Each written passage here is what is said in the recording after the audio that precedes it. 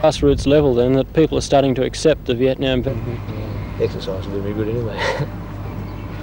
I hadn't had enough in the last 3 weeks. I started off, I cancelled my social security because I don't belong to them, and I decided when I left Brisbane I'm going to do this trip on $8.22 a week. Well, I'm now just starting into week 3, and I've got about $3.23 left. Now you can't do it, but in the 15 nights or whatever, 14 nights I've been on the road, I've had my tent up about 4 or 5 nights, and the rest of the time people keep taking me home. They want to give me a bed and breakfast, they want to feed me, people want to give me money. Now that's grassroots level. The responsibility is not those people. They're great people, they're wonderful, fantastic people, I love them all, but the responsibility lies with the Department of Veteran Affairs. I've got 2 determinations from the Department of Veteran Affairs and from the Commonwealth Employees Compensation Commission admitting that this kidney disease I've got is a service disability. I don't belong to Social Security, I belong to Veteran Affairs, and as far as I'm concerned, their shabby treatment of the last 8 years, I mean, you can't live on $8.22 a week. You just can't do it.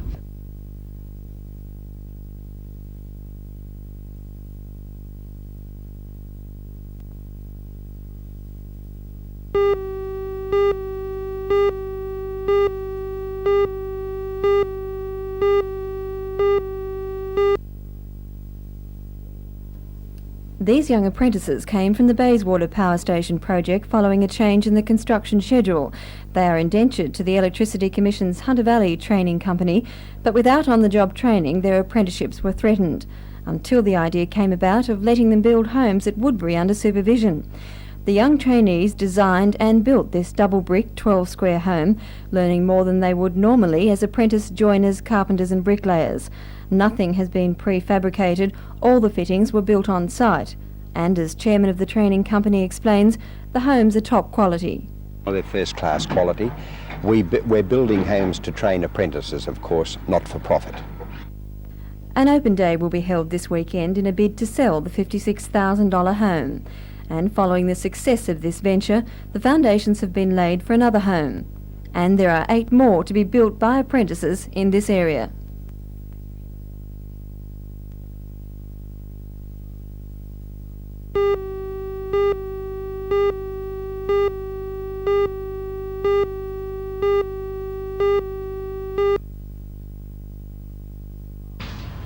DMR workmen noticed the dog near the bridge over the past few weeks and fed him regularly. They contacted police when they thought there could have been a link between the reported sighting of a human arm and the dog. He spent the night at the council pound at Waratah before being brought to the RSPCA depot at Wallsend this morning. The dog will spend the next 7 days there. If no one claims him, a new owner will be found. On June the 2nd, 2 young boys from Beresfield, fishing on Ash Island, told police they jagged what looked like a human arm with their fishing lines. The boys aged 12 and 14 say they held what looked like an arm covered in a blue check shirt on their lines for about a minute. After interviewing the boys, police started a search of the river. Divers were called in, but nothing was found. How confident are you that the 2 young boys actually did see a human arm in the river? We've interviewed them. They are very mature, and I feel confident they have seen something which required our investigation. Was it difficult to get the dog away from where it was holding vigil yesterday? Yes, although the dog was quite friendly, it didn't want to leave the area, whether it was because it wanted to stay in the area or frightened because of the traffic. Quite a friendly dog, but it didn't want to leave the particular area. How convinced are you that perhaps the dog's owner is missing? Well, we'd be very interested to find out from any person who can give any information as to the ownership or identity of the owner of that particular dog. It may bring to finality our inquiry as to the alleged sighting of an arm or the ownership of the dog.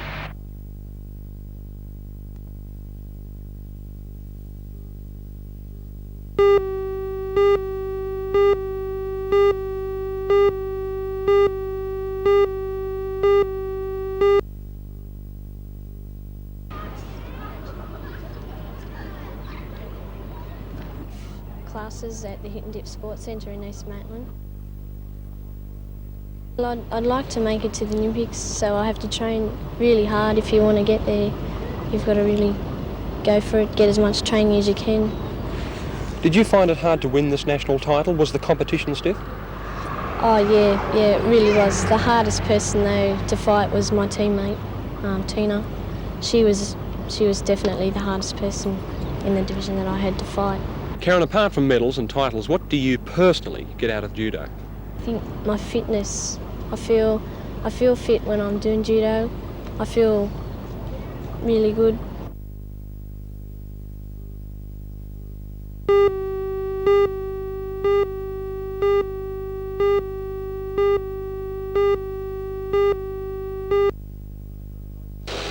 The centre, located on 2 floors in the old wool stores in Newcastle's Derby Street, is being given the finishing touches before being opened to the public this weekend. Called How's That Indoor Sports and Fitness World, its owners, a consortium of 4 businessmen, are obviously attempting to cash in on the current fitness craze. Their attempt is indeed an impressive one, with the multi-million-dollar centre catering for a wide range of activities. There's 4 cricket facilities with practice and coaching to be provided by Newcastle's former Test and Shield cricketer Rick McCosker, and a synthetic tennis court. There's also a synthetic playing field for soccer and hockey. There's a gym with the latest facilities, aerobic dancing, martial arts and yoga area. By the time the centre opens, there'll be a host of other services also available. A 250-metre indoor jogging track, golf practice facility, table tennis and general instruction and advice given on personal fitness matters. Well-known Newcastle Rugby Union player and cricketer Bill Wildman will manage the sports centre, while much of the physical instruction will be carried out by highly qualified instructor Greg Hurst. As far as indoor sports centres go, this one surely must be the daddy of them all.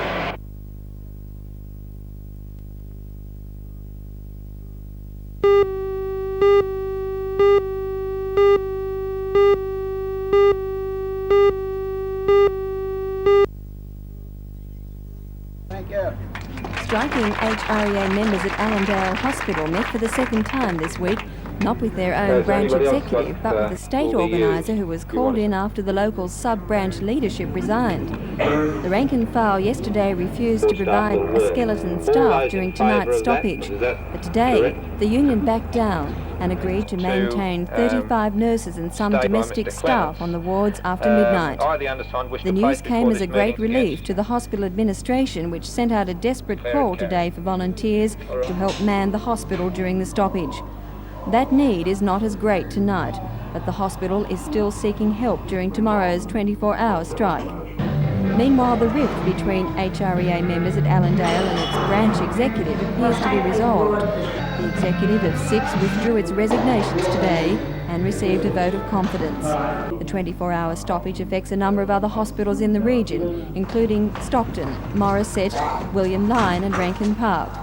Tonight's walkout may be the beginning of a series of rolling strikes.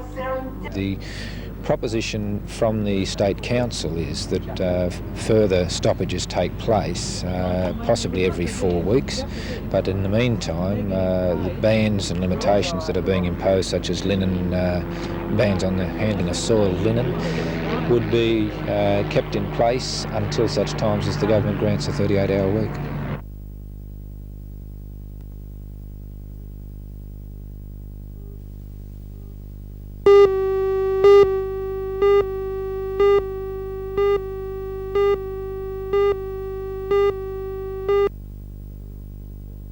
This is one of the bigger tournaments that we hold in the state. 2 of the 3 representatives going to the Olympics for Australia will be attending the tournament, and about 90% of our women's team that will compete in Vienna this year, they'll be in attendance too, including our world champion at the moment, Sue Williams. I believe whilst the men aren't altogether top medal prospects at the coming Olympics, in 1988 the women will go, and I believe the women are world ranked. Yes, our women at the moment are rated number 3. I think we could be in number 2 position. By 88, I think Australian women's judo could be the number 1 team in the world.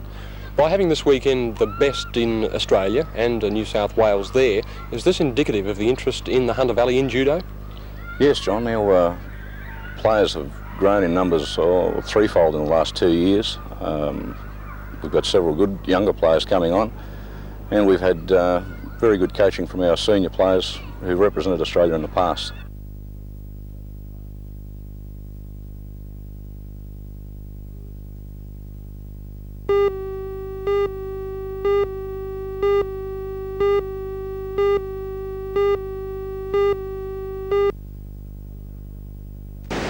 At Merriweather Beach today, the 10 young surfers were undergoing a part of their 5-day-long coaching school conducted by the Australian Surf Riders Association. The 8 boys and 2 girls are the country's top-ranking juniors and cadets. Names like Nicky Wood, seen here, would ring a bell with the locals. Perhaps another Newcastle world champion. 4-time world professional champion Newcastle's Mark Richards and ASRA coaching director Alan Atkins are running the elite camp. I look at the theoretical side and they'll look at judging, all the requirements of judges, so they've got a full context of what's required of them in their competition. We look at our rule books, all their rules and regulations, so that they can go to an event and actually follow through all their scoring and know how all the events are computed. Also, we look at psychological preparation. Surfing is basically an individual sport, producing individual styles. Is it difficult for the classic stylist Mark Richards to advise the youngsters on technique? Well, it's very hard. We've only been at it for about a day now, but hopefully I'll have some effect and be able to pass something on to them. What we're basically aiming at is that the guys are great in their fun surfing, and what I'm trying to do is improve their competitive surfing. And basically what we're looking at is improving their tactics in the water. And the main thing I think we're looking at is working on getting it through the kids' heads that they've got to have a game plan when they hit the water, and they've got to have a strategy to do well in competition.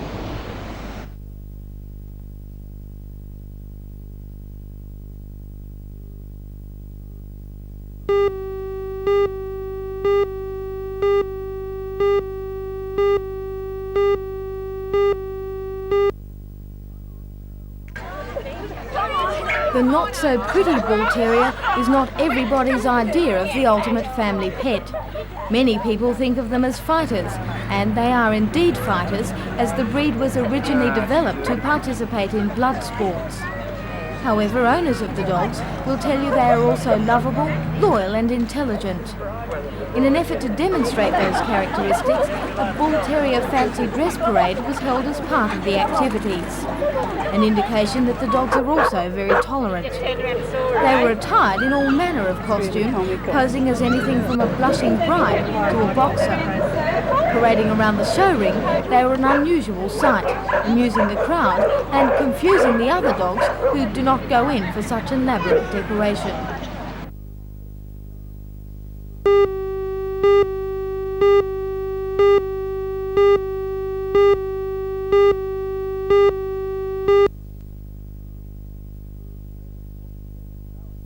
Turner swamped the second ballot at the Liberal Party's convention in Ottawa, getting 500 more votes than his main rival, Jean Chrétien.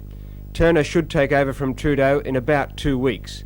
He quit Trudeau's cabinet in 1975 after a disagreement over wage and price controls. In Miami, Florida, federal agents have seized what they believe to be the second biggest cocaine haul in US history. More than a ton of cocaine with a street value of $1,000 million was found in freezers stored in a warehouse near Miami Airport. The freezers had been shipped from Panama. No arrests have yet been made. 7 years In California, the man who wrote The Music Man and the music for The Unsinkable Molly Brown has died at the age of 82. Meredith Wilson took 7 years and 38 rewrites to create the world of The Music Man with songs like 76 Trombones. Thundering louder than before. Clarinets of every size and trumpeters who improvise a full octave higher than the score.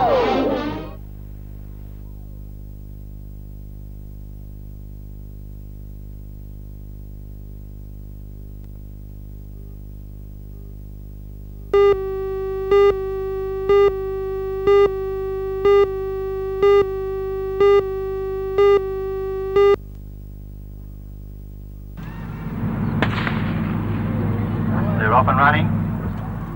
The run began at the Morisset Showground. The athletes made one lap of the ground before heading off around the streets of Morisset on a 9-kilometre course. Conditions were ideal for the event, cool with cloud clearing. Glenn Ritchie, Terry Farrell and Mike Beastie led the field, but it was Ritchie who was a clear winner, completing the 9 kilometres in 29 minutes and 8 seconds. Terry Farrell was second, 12 seconds behind, and Mike Beastie third. Gillian Neal from the Central Coast won the women's section in 37.48, in a close race from Patricia Raven.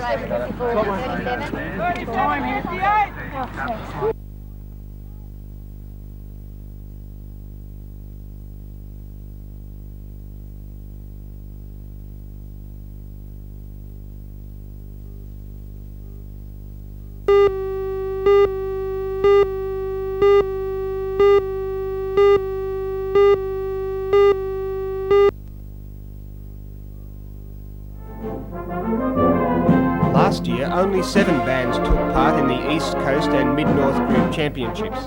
This year, 13 bands from as far afield as Sydney and Port Macquarie gathered at the Cardiff Workers Club for the competition. The roll-up indicates the growing interest in band music.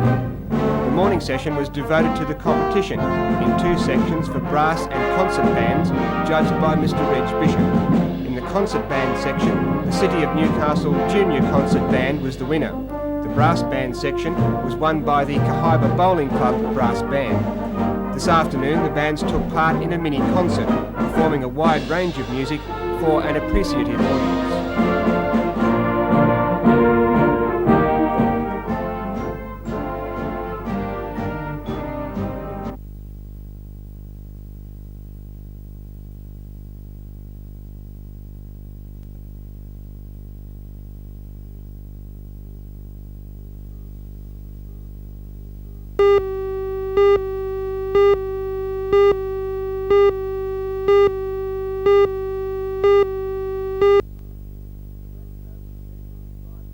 The match, though, was best described as an anticlimax after the build-up that promised some tough defending, even fireworks.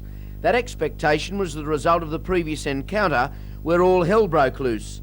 Send-offs, claims of racism, unbelievable behaviour of a host club, a forgettable match with unforgettable incidents. This match, played last night at the Broadmeadows Stadium, had none of that, but was entertaining nonetheless for a house full of Falcon fans. It capped off the best season since the Newcastle team entered the NBL in 1978, regardless of what happens from here on in. The team has finished in 3rd place in the Eastern Division with 18 wins and 6 losses, and will face Illawarra in Canberra next weekend in a sudden death playoff. Their biggest hurdle will be the spirit engendered by international dynamo Gordy McLeod. For the record, the Falcons beat the West Adelaide Bearcats 134 to 108.